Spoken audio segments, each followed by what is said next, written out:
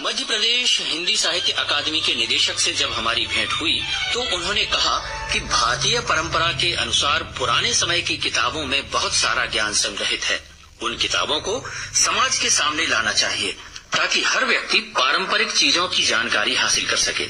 आपने आगे कहा, निश्चित रूप से हम इस बात को जानते हैं कि भारत सदैव से पुस्तकों को देवताओं की तरह पूजता चला आ रहा है। हमारी संस्कृति में ग्रंथों को हमारा प्राण माना गया है और यही कारण है कि भारत में ग्रंथों को लेकर के जो श्रद्धा का भाव है उसको लेकर आज हम सब लोगों ने यहाँ पर बातचीत की।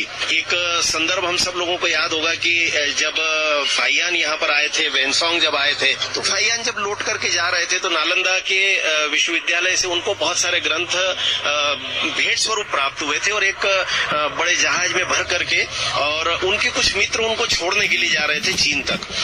लेकिन ध्यान में यह आया कि अनायास बीच में तूफान आया और नाविक ने कहा कि यदि इस जहाज का वजन कम नहीं किया जाता है तो निश्चित रूप से इस जहाज के डूबने की संभावना रहेगी और ज्ञान परंपरा के ग्रंथ भी समाप्त हो सकते हैं। तो जो यहाँ से भारतीय छात्र छोड़ने के लिए जा रहे थे उन्होंने बिना कोई विचार किए उस अथाह समुद्र में छलांग लगा करके अपने प्राणों की आहुति दे दी।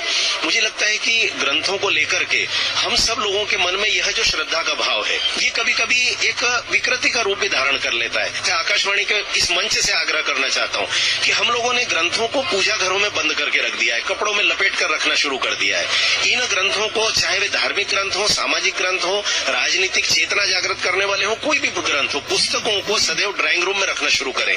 ड्राइंग रूम में सज्जा की इतनी सामग्रियां होती है, उन सामग्रियों की बजाय यदि हम ग्रंथों को रखना प्रारंभ करेंगे तो नई पीढ़ी वास्तव में स्वाध्यायी वृत्ति की बनना प्रारंभ हो जाएगी।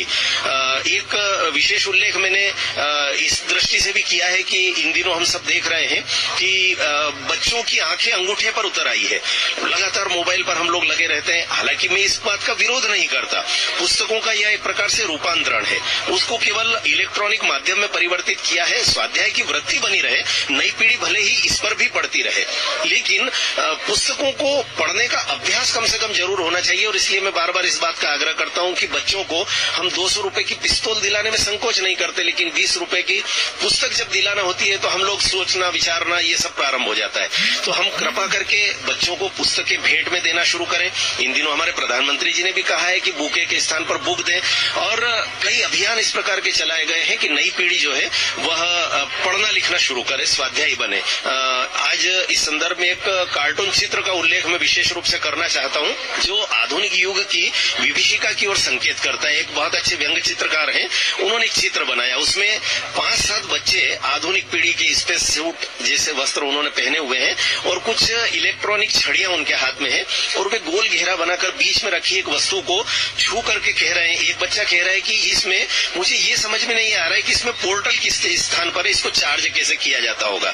दूसरा बच्चा कह रहा है इसमें कहीं बैटरी लगाने का स्थान हमको दिखाई नहीं देता और तीसरा बच्चा कह रहा है सावधानी से इसको छड़ी से छूना, कहीं ऐसा न हो कि ये किसी एलियन के द्वारा कोई विस्फोटक सामग्री अंतरिक्ष से ला करके यहाँ पर रख दी गई हो।